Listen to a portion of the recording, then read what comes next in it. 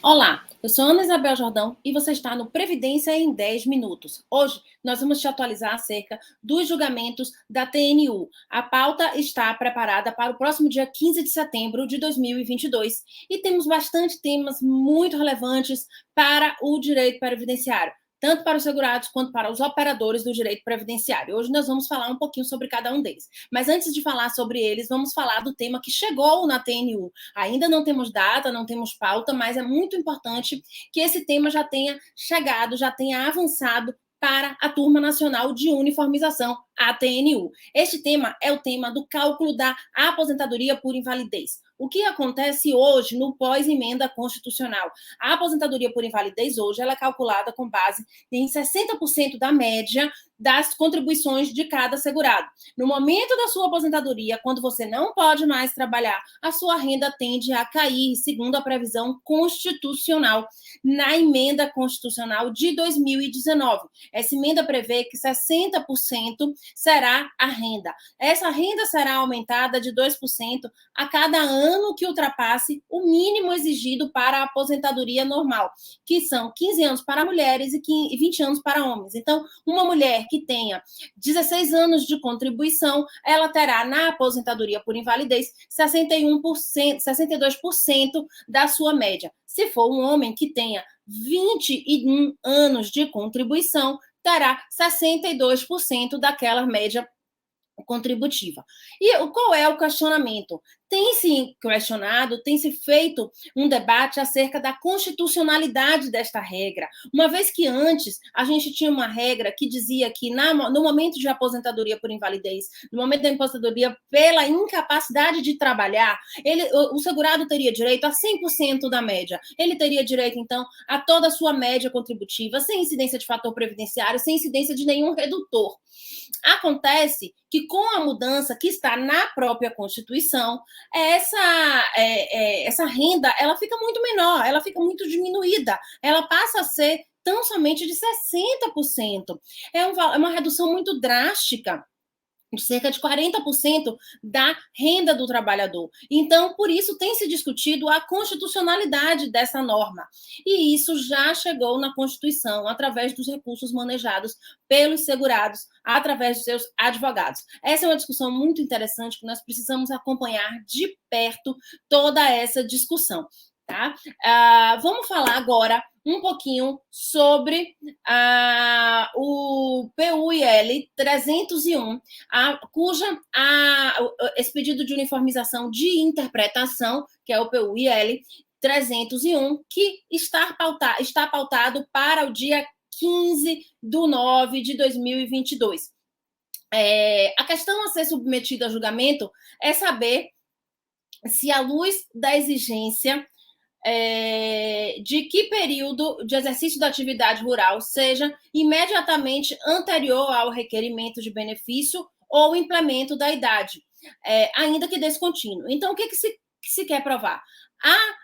O exercício de atividade rural ele precisa ser imediatamente anterior ao pedido de aposentadoria por idade, ou ele pode ser mais lá atrás e tenha havido alguma descontinuidade, e aí, ao implementar a idade, aquele segurado que já tem o tempo lá antes, ele venha, então, a fazer esse requerimento, né?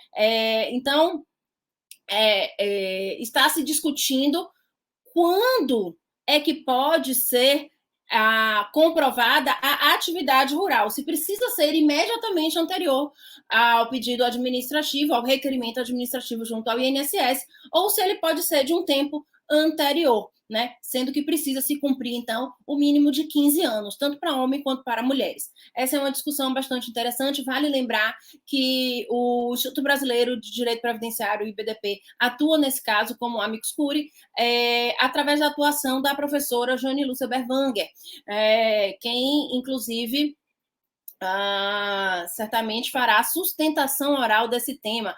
Vale acompanhar, as pautas estão sendo transmitidas pelo YouTube da TNU e vale muito a pena, então, a gente acompanhar toda essa discussão que se dará no dia 15/9 de 2022. Vamos para mais um tema pautado, mais um pedido de uniformização de interpretação. Dessa vez, o tema 274, pedido de uniformização de interpretação 274. Qual é a questão de julgamento aqui? O que é a questão que está sendo submetida a julgamento neste caso específico?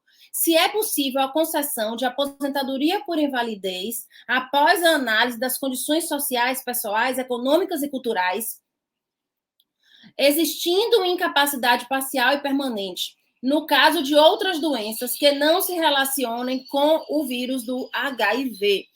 Já temos entendimento da TNU que as condições biopsicossociais precisam ser avaliadas, e é expressamente isso é dito na TNU, no caso das pessoas que têm o HIV, né? Que são, então, pessoas com HIV, o vírus, né?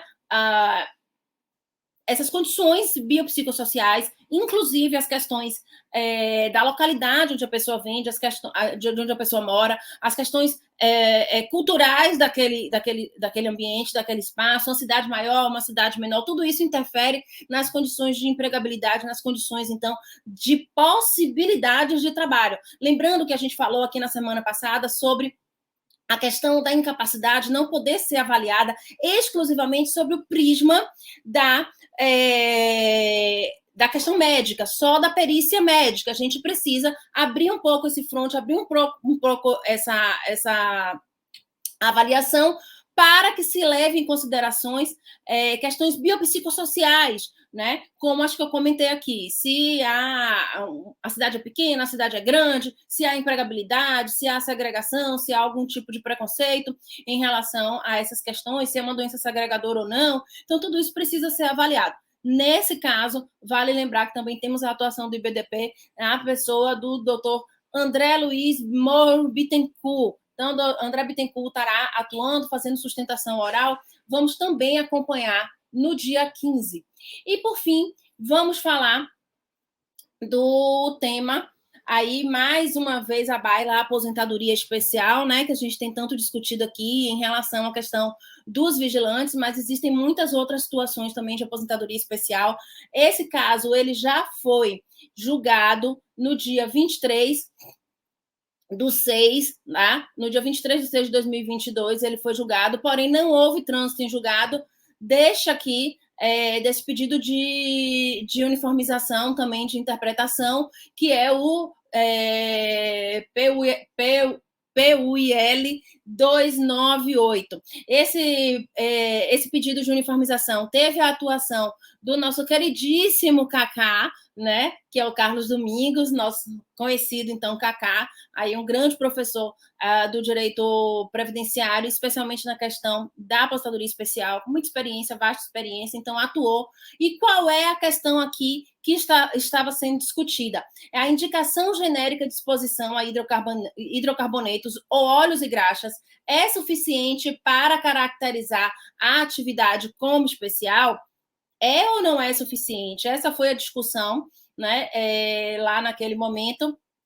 E não houve, então, conclusão, não houve trânsito em julgado, uma vez que houve oposição de embargos de declaração, o que será objeto, então, deste julgamento. Também precisamos acompanhar, já que o embargo de declaração ele pode alterar substancialmente a decisão proferida, sobretudo num caso tão específico, em que a gente está aqui discutindo se documentos emitidos lá antigamente, antes de 95, antes de 2003, antes do PPP, se esses documentos, onde você tem simplesmente a indicação ampla de hidrocarbonetos e óleos e graxas, se essa expressão, se essa declaração, ela pode ser suficiente ou não para avaliação da atividade como especial, para a caracterização dessa atividade como especial. Então, a gente está aqui discutindo algo muito relevante,